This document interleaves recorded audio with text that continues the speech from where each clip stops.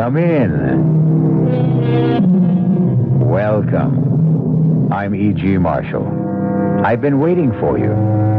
Welcome to the world of suspense, imagination. A world where nothing is impossible and everything is foolproof. At least that's what Peter Vincent thought, the hero of our tale. Peter Vincent is approaching middle age. Not quite there, but already beginning to experience the disillusions, the restlessness that comes from feeling we're capable of better things and fearing time will run out before we achieve them. But Peter Vincent, who lives by his wit, his charm, his cunning, hit one day on a scheme that appeared to be his great triumph. I'm going to kill myself. Well, that's one way to... You're what? I'm going to kill myself, but it won't be suicide. You're going to kill yourself, but it won't be suicide. That's right, Murray. And my wife will receive $50,000 in insurance money. Now I know you're crazy. I'm serious, Murray. Well, you can go ahead and kill yourself, but your wife isn't going to get any $50,000. You're not even married. That's right, Murray. Don't you see now why it's so perfect?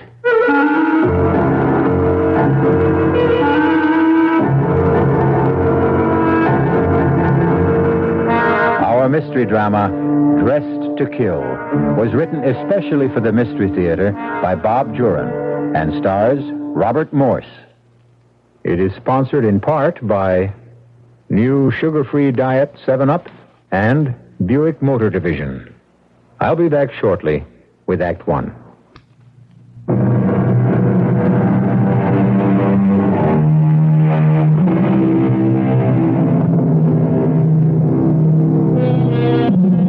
Oh, what a tangled web we weave when first we practice to deceive. And Peter Vincent is about to weave a tangled web of deception, the likes of which he has never tried before, and hopes never to have to try again.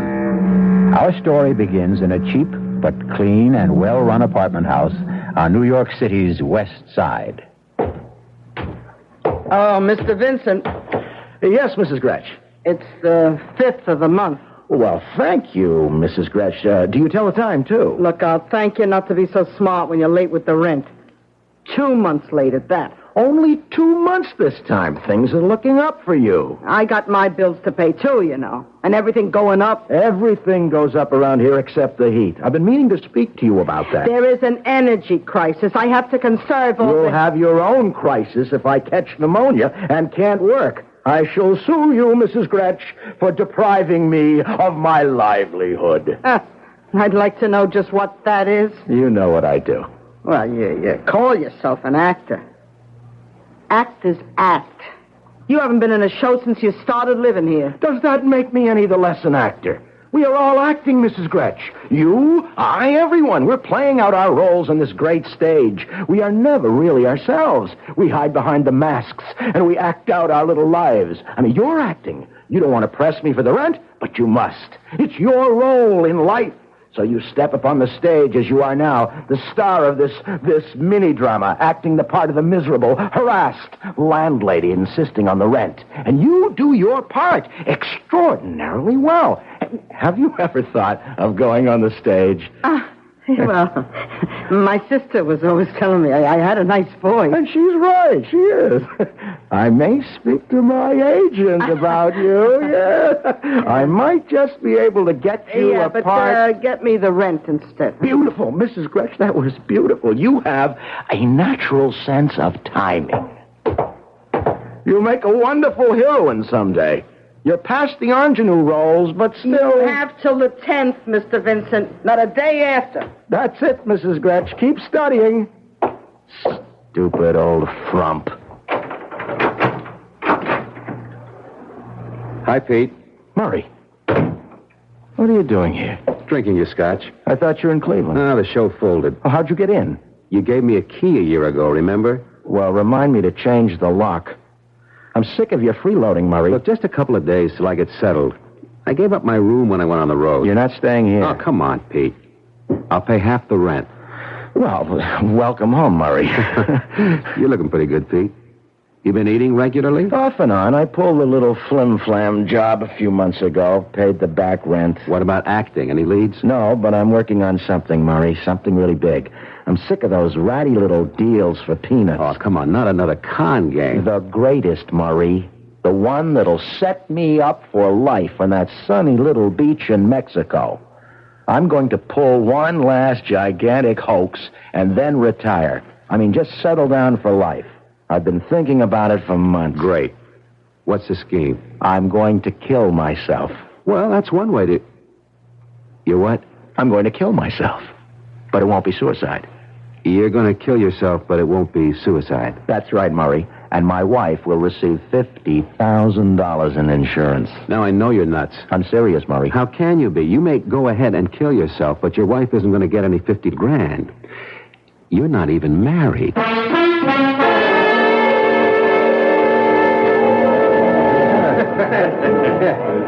I'm going to have another martini while I try to focus in on this. It has to work, Murray. It's foolproof. Nothing is foolproof. I've been looking at it from every angle, and the more I look, the more I'm convinced it's going to work. Now, Peter Vincent will die. His wife will disappear forever, and I'll come out of the whole thing with $50,000. Let me get this straight. You're going to fake your own death and then impersonate your wife to collect the insurance? Precisely. I've got a $25,000 double indemnity policy. I've had it for years. I got it back in the better days when I was working regularly and traveling a lot. My mother was a beneficiary. But after she died, I just never did anything about changing the policy. I kept it up. You're not only out of work, you're out of your mind. No, listen, Murray. When I thought of this thing last year, I went and changed the beneficiary on that policy.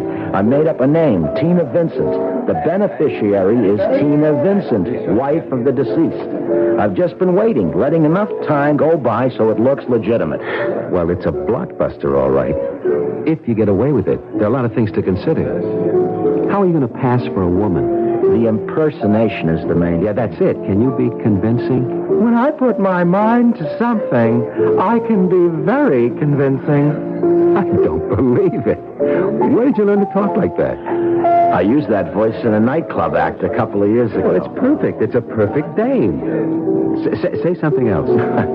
It was sweet of you to invite me to dinner, Murray. Oh, Murray, pay the check and let's just get out of here. Fantastic. Well, the first thing to do now is create, Tina Vincent. Now, will you help me, Murray? Hey, give me that voice again. That really spooks me, hearing that dame's voice coming out of you. Well, that's because you haven't seen me at my best, Murray.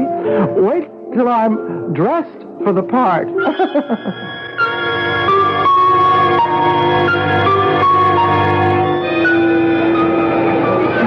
Help you, sir? Oh, yes. I was interested in these pantsuits. Oh, well, these are on sale today. Is it a gift for your wife, perhaps? Yes, you might say that. For my wife, yes. Oh, well, how nice.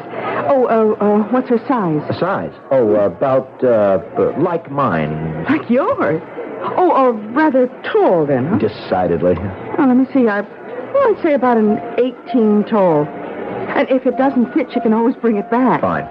Now, the suits on this rack are all size 18. I'll take this blue, and how about that black velvet? Oh, that was fast. You certainly know your wife's taste. Yes, I do, rather. All right, well, I'll have these boxed and gift wrapped. Will there be anything else, sir?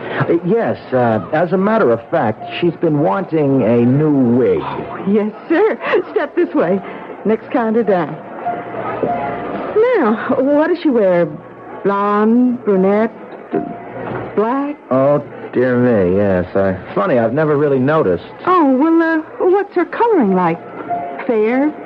Dark? Fair. Like mine, almost. Oh, uh-huh. Oh, this frosted blonde would be perfect.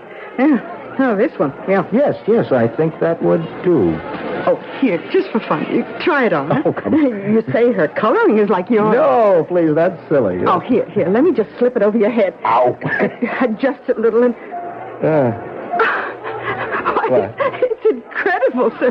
What's incredible? Well, I don't know, this wig, Well, I hope you'll forgive me for saying so, but with that wig on, you could pass for a rather attractive woman. Really? Yeah, except for one thing. And what's that? Well, your mustache.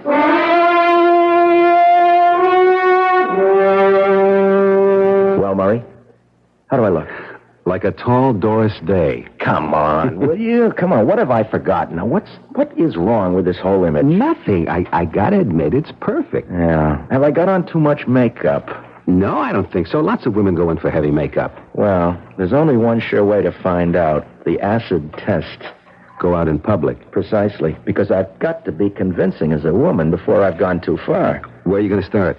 Well, first I'm going to open a bank account. I've got to establish some sort of identity for Tina Vincent. Just impersonating a woman isn't good enough, because when I get down to the final act, applying for the insurance, I've got to prove that I really am Tina Vincent. I've got to have identification. You sure have thought this thing out, Pete. I've been planning it for almost a year. Well, I'm going to start with the bank. Oh, lend me $50, will you? No, I promise you, you'll get it back in spades when this whole thing's over. Yeah, when you're in Mexico, you mean. Come on, Murray. Be a patron of the arts, huh? Where's your imagination? Now, come on, don't let a little thing like a few bucks keep us from carrying out one of the greatest schemes of all times. No wonder you don't have to work. Okay. Here. You won't regret it. You want to come along and watch the fun? I wouldn't miss it for the world. I paid $50 for that reserved seat.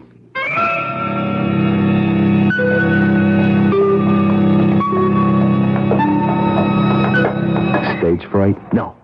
At this point, I have nothing to lose. Let's call it a first read-through. Okay, give me that Tina voice again. You got to get in character. Good afternoon. I'd like to open a savings account. Perfect. Is the wig straight? Yeah, everything looks fine to me. Okay, Murray. All right. All right, here I go.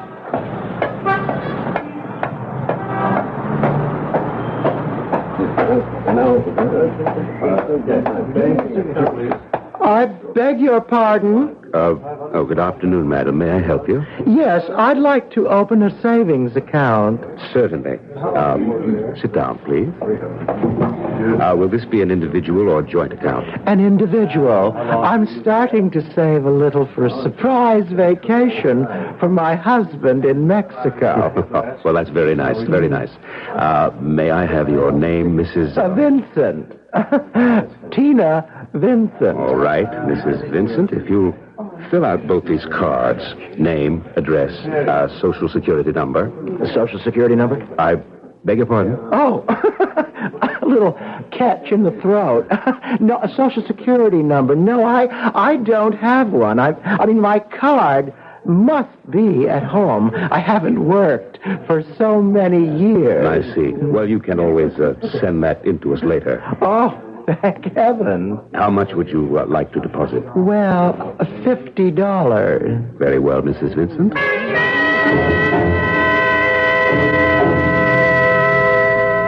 You should have seen his face when I dropped back to my own voice for that horrible second. Did he realize? I don't think so. He was startled, but I carried it off. I have to do better than that, though, when I face an insurance company. I've got to be totally convincing. Well, you just need more practice. You're right, Murray. I've got to try and live an entire week as Tina Vincent. Everywhere I go, everything I do will be Tina Vincent. Yeah, but I got my doubts, a lot of big doubts. Why? Well, maybe you can talk like a woman and dress up like one for a while.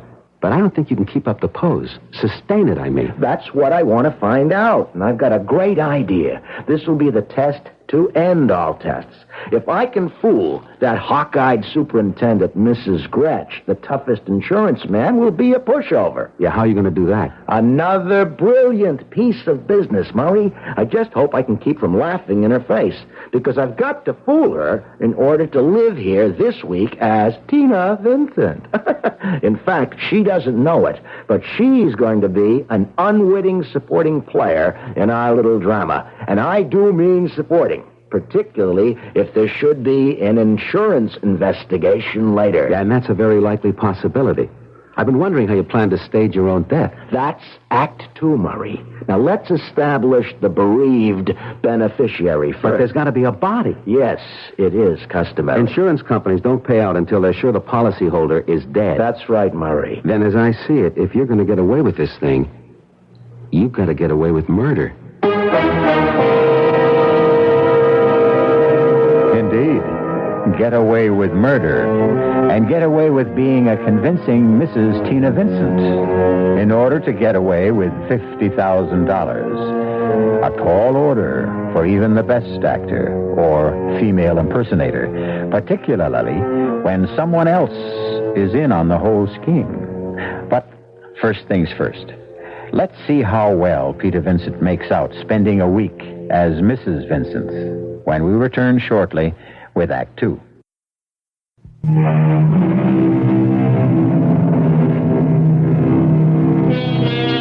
Peter Vincent, con artist, sometime actor, is preparing what he considers the greatest scheme of his career, impersonating his own beneficiary, Mrs. Tina Vincent, to collect his own insurance. But first, he must prove to others and to himself he can carry out the impersonation. So, for the next few days, Peter Vincent will disappear, and Mrs. Tina Vincent will take over.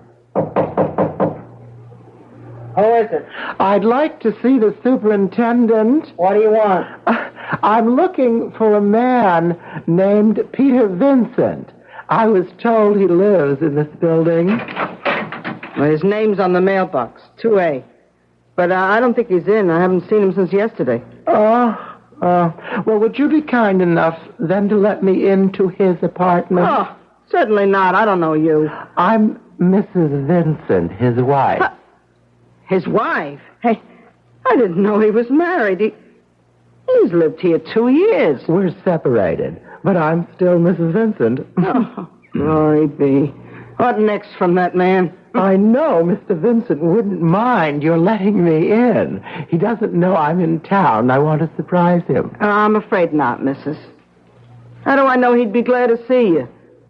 Look, if he wants you in his apartment, he'll be the one to let you in. Well, of all...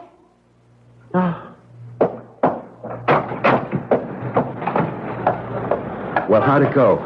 Smooth, Murray, smooth. The old crow didn't bat an eyelash. To her, I'm a perfect stranger. If he wants you in his apartment, he'll be the one to let you in. That's just what she said. Come on. We have to arrange for my wife's lodging. Where now? That phone booth there. Hey, lend me a dime, Murray. I've got to make a call. I'll put it on your bill. Consider it an investment. I told you, you'll share in the spoils. I hope you know what you're doing, because I sure don't. Another scene in our little drama, Murray. Hello? Hello, Mrs. Gratch. This is Peter Vincent. Oh, Mr. Vincent, where are you? I'm out of town, Mrs. Gratch. I had an unexpected chance for a part, and I won't be back for at least a week. Would you keep an eye on my apartment for me? I've done that already. There was a woman here not 5 minutes ago and said she was your wife. Tina? Tina was there? Oh, that's what she called herself. Is she really your wife, Mr. Vincent? Yes, we're separated. I haven't seen Tina for years. Oh, well, she wanted me to let her into your apartment to surprise you, but I wouldn't do it. Oh, Mrs. Gratch, I wish you had. What? You mean it's all right? Well, you wouldn't have had any way of knowing. Tina and I are the best of friends, Mrs. Gratch. Look, if she should come back, if you see her again by any chance, please, let her in. In fact, she can stay there until I get back. Let her use my apartment, if she likes. Well, all right, if you say so, Mr. Vincent. I hope you have a good run. A what? Oh, just a little show talk I picked up. You did say you were playing. Oh, yes. Oh, it's going to be a very good run, Mrs. Gratch. In fact, it seems to be going beautifully.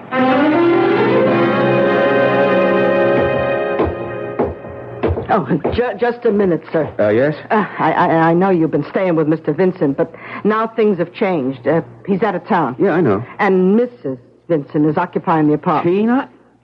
You mean Tina's here? And with Mr. Vincent away, I don't think... Oh, don't worry, Mrs. Gratch. You didn't know. I'm Peter Vincent's brother-in-law. What? Yeah, Mrs. Vincent's my sister. Oh, well, I hope she's not here to make trouble. Mr. Vincent said they were separated. Oh, don't worry. It's probably a reconciliation. They've always admired each other, even though they couldn't live together. I certainly hope so. Stupid old biddy. Tina, it's Murray. Murray, surprise! When did you get into town? Just today. Come in. Oh, good show, brother dear. You know, I'm beginning to enjoy this part. Yes, keep you in practice. What's next for you? Us, Murray. We're going out on the town tonight. What? That's right. We're going to an East Side bar, and here's what I want you to do.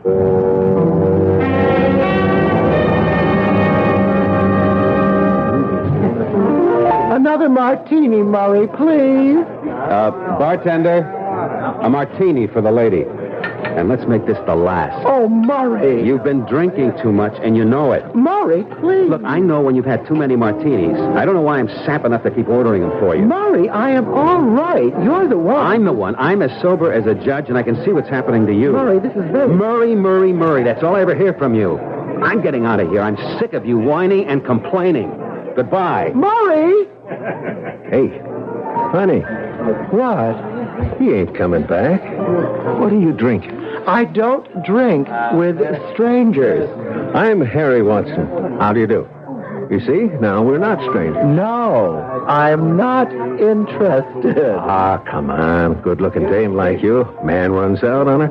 Come on, let's have a little fun. No, please, you don't understand. It's not like that at all. Baby, I know all about what it's like. Believe me. And you're something. I'm going home. Oh, you really think so? Baby, I know so. What's your name? Oh, well, Tina. Tina what? Oh, just Tina. It's a pretty name. Come on, let's have another drink and let's get acquainted. Well, all right. Maybe just one. Hey, bartender, another... What are you drinking? Martini. Yeah, a martini. Harry, do you really think that I'm attractive? Sure I do. Would I be buying you a martini if I didn't? You're not just feeling sorry for me. Nah, of course not. You're interesting. And I wouldn't be surprised if things got more interesting later. Oh, you'd be surprised, Harry. Would you ever be surprised?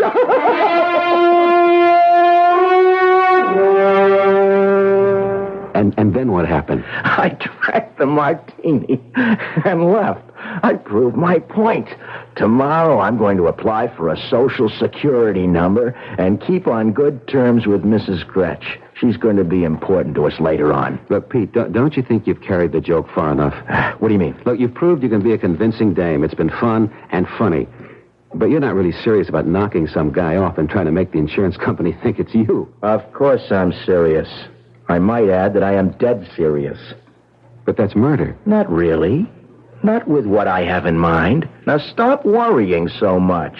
Just think about that $50,000, and it's a lot closer than you think. I don't have to prove myself anymore, Murray.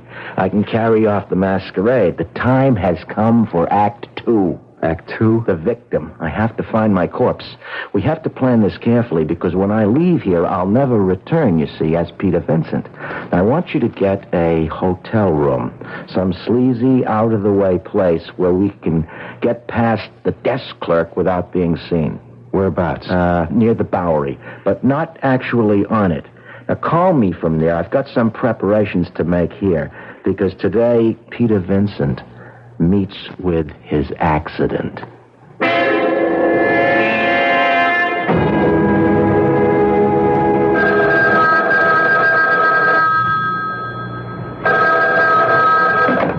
Hello? Pete? Where are you, Murray? The Hotel Matador, room 218. I'll find it. Now, I'll meet you there in about an hour. Drop off the necessary things, and then, Murray, we'll go shopping for a corpse.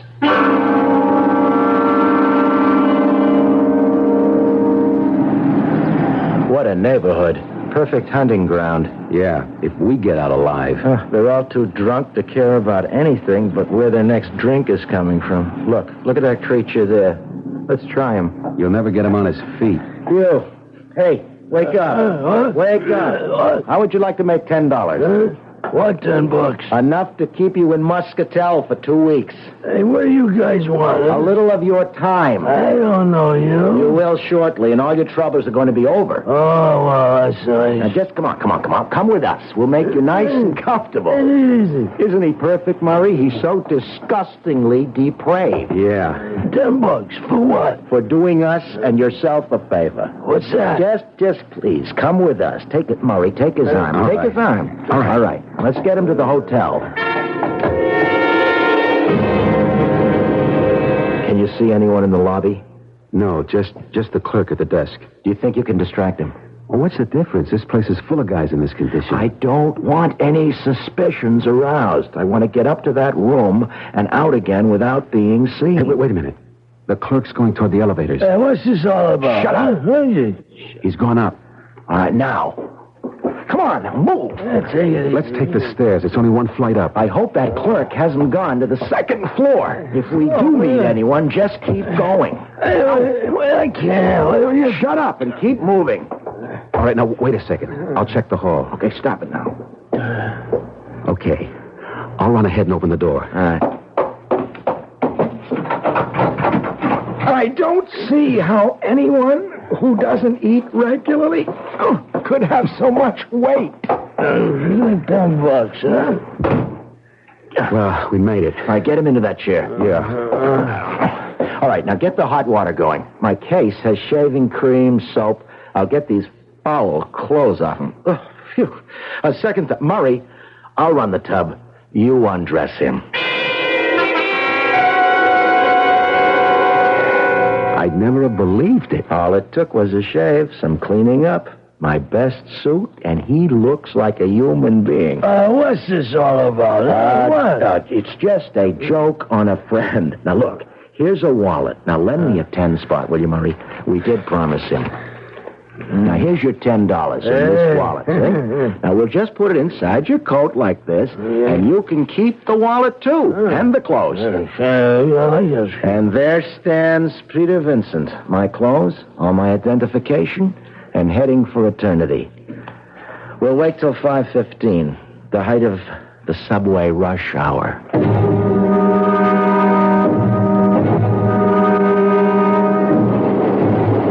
This looks like home. Move to the rear of the platform, Murray.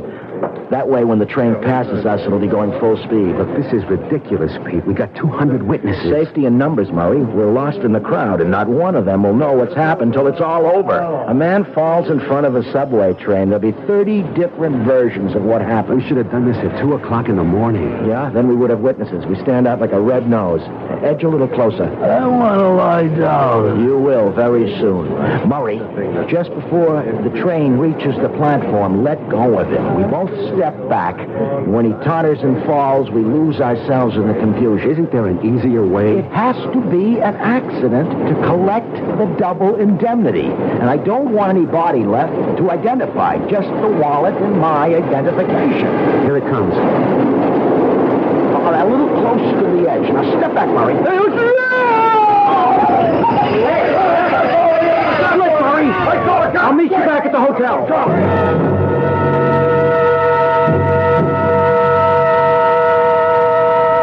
Have another drink, Murray. You'll feel better. Oh, it seemed kind of cruel. He was standing too close to the track. He was unsteady on his feet. Yeah, we put him there. Look, will you forget him? That was Peter Vincent who went under the wheels of the train. If you want to feel remorse, just remember it's for your brother-in-law. Your dear sister's husband. All right, don't worry. I'll play along. Look, we're really in this for keeps, Murray. We have to go through with it all the way because Peter Vincent is dead. I can't ever be Peter Vincent again without admitting to murder. Well, what do we do now? Act 3, brother dear. Tina's going to get dressed, go back to her husband's apartment, and wait to be told she's a widow.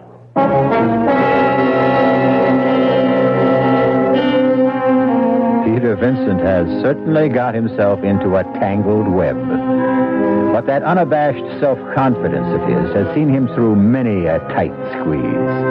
Let's see if it carries him through this one final scheme, his greatest hoax, as he calls it, to set himself up for life. I'll be back shortly with Act 3.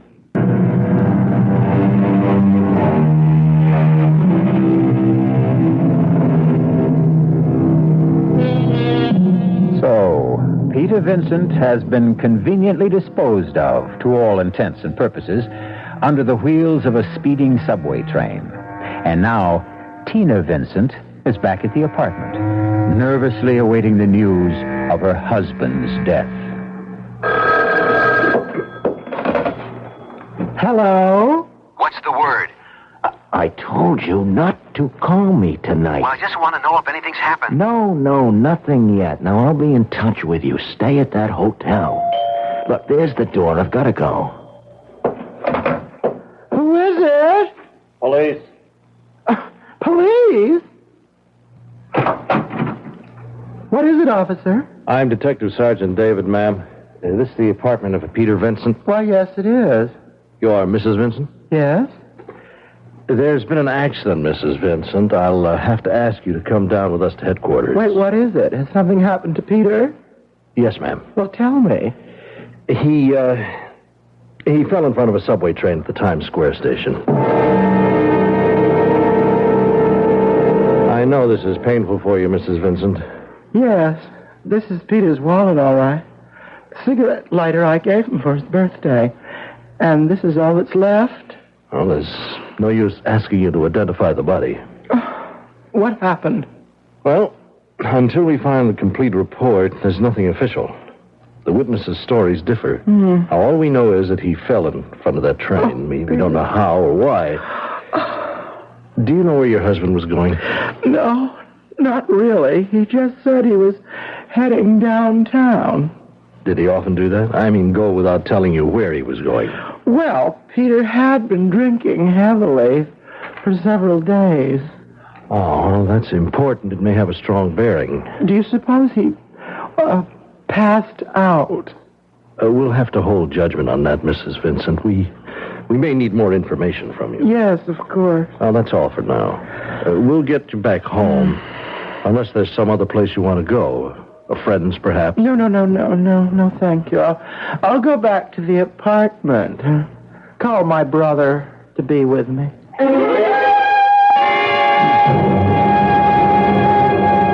Stop worrying, Murray. You're absolutely in no danger. I'm the one with my neck out. Suppose there is some way to identify that bum. Well, there isn't. The police told me that themselves. There wasn't enough left to identify. That's exactly what I wanted. Besides, it's been 3 days. Hold it. I've got to get in character. Hello? Mrs. Vincent? Sergeant David again. Yes, Sergeant. We're closing the file on Mr. Vincent. Several witnesses corroborated the fact that Mr. Vincent was unsteady on his feet. And the lab report showed a high level of alcohol in parts of the body. Death was accidental, with inebriation a contributing factor. I see. If you'll come down to headquarters and sign a few papers, we'll release the remains for burial. And you'll receive the death certificate. You'll need that for any insurance Mr. Vincent may have had. Yes, thank you. I'll be there this afternoon. Thank you, Mrs. Vincent. And I'm sorry. Case closed. Witnesses said he was unsteady on his feet. Death was accidental, etc., etc., etc. Hey, we have to arrange for my burial, Murray. We've got to go all the way to keep up appearances. But, hey, look, Murray, do me a favor. Make it simple, Murray. A simple burial. I really would have wanted it that way.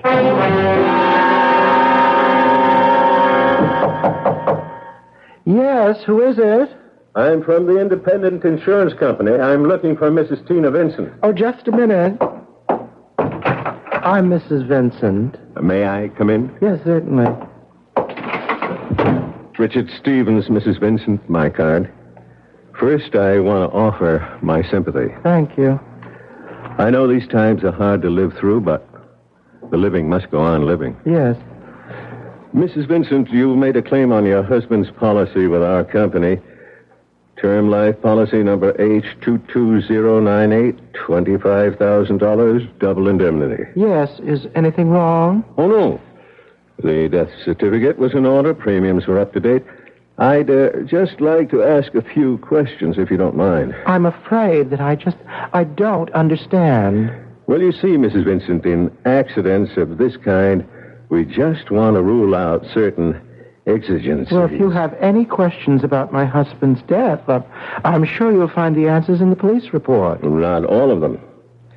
Was your husband given to heavy drinking, Mrs. Vincent? Mr. Vincent drank at times, yes.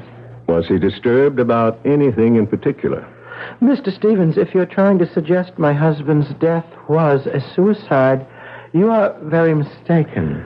Well, we always try to get to the bottom of accident cases when there's double indemnity involved. But I think you have a legitimate claim. There's no further problem, then? I don't think so. I'll be running along. When can I expect the check? Well, we'll have it out to you before the end of the week. Good day, Mrs. Vincent. Goodbye.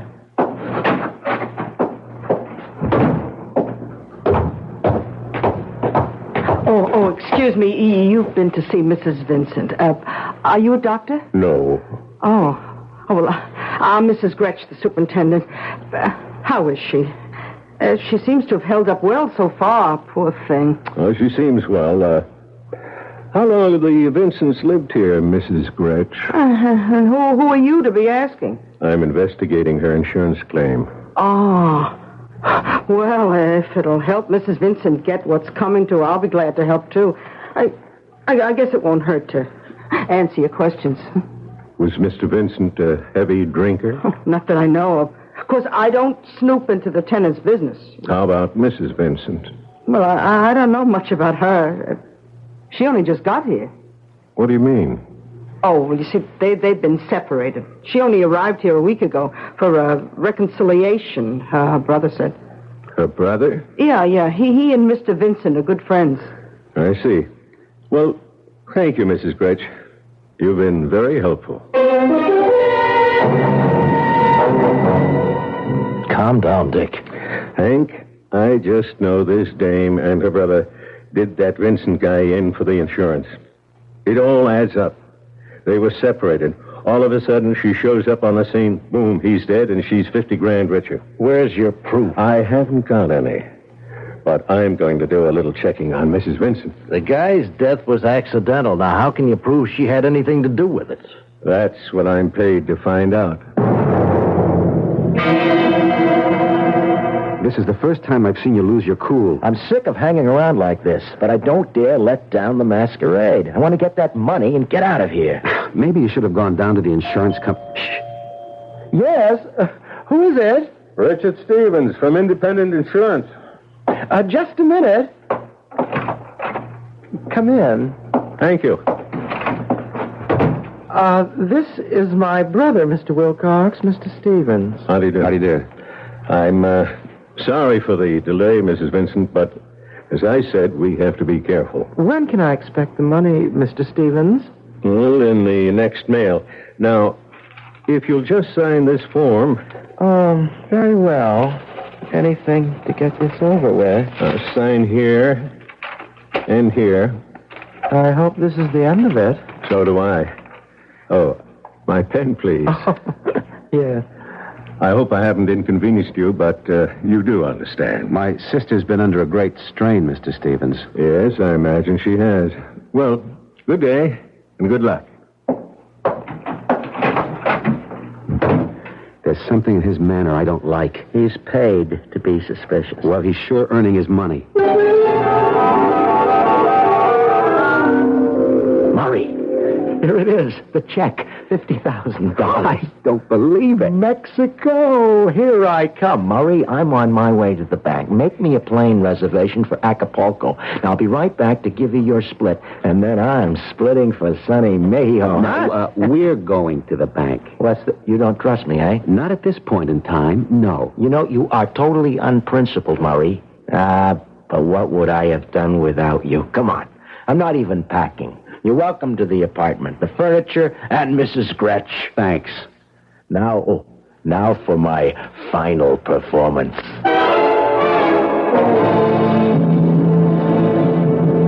There you are, Mrs. Vincent. 50,000 in 50s and hundreds. And I can't tell you how sorry I am about your husband. You were saving for a vacation, weren't you? Yes, I'm surprised that you remember. Well, again, my sympathy. And good luck. Thank you. Good morning, Mrs. Vincent. Oh, Mr. Stevens. Did you cash the check, Mrs. Vincent? Why, yes. Okay, Hank. You're under arrest. What is this? We'll talk about it at headquarters. You're under arrest for suspicion of fraud and murder. You can drop the pose now, Mrs. Vincent. This is preposterous. Yes, it is. And so is this. Stop my hair. Your wig, Mr. Vincent. And my compliments. You're a most convincing actor. I was afraid of this. How did you know? We were ready to pay the claim until I learned that your wife had just arrived in town. Mrs. Gretsch. Yeah, some support. I thought Mrs. Vincent and her so-called brother here had killed you for the insurance. So I decided to do some checking up on Mrs. Vincent. I needed her fingerprints, and I got them from the pen she, or rather you, signed these forms with. Remember? Yes. Now it happens that in checking out the deceased Mr. Vincent, I learned he applied for a passport some years back. I had his fingerprints, too. And what do you think I discovered? I can hardly guess. That the prints on both Mr. Peter Vincent and Mrs. Tina Vincent were identical. How extraordinary. So I knew what your hoax was, Mr. Vincent, because no matter how much a man and wife share in a marriage, they can never share the same fingerprints.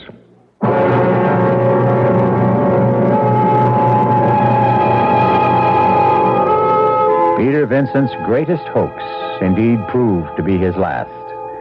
It's too bad he cashed that insurance check, because until then, it was really only attempted fraud.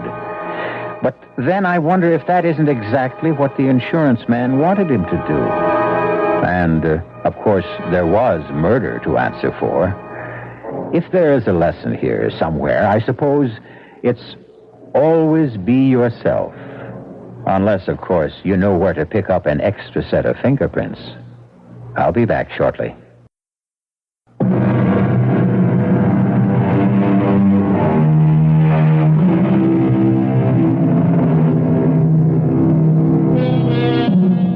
All the world's a stage, and we men and women merely players. Sometimes we have our choice of roles. Sometimes the role is forced upon us. Peter Vincent chose his role, and if you'll pardon the expression, it was curtains for him. Our cast included Robert Morse, Michael Tolan, Bryna Rayburn, Dan Ocko, and Earl Hammond. The entire production was under the direction of Hyman Brown. Radio Mystery Theater was sponsored in part by Sign-Off, the Sinus Medicines, Anheuser-Busch Incorporated, Brewers of Budweiser, and the Kellogg Company, makers of Kellogg's Special K cereal. This is E.G. Marshall inviting you to return to our Mystery Theater for another adventure in the macabre. Until next time, pleasant dreams.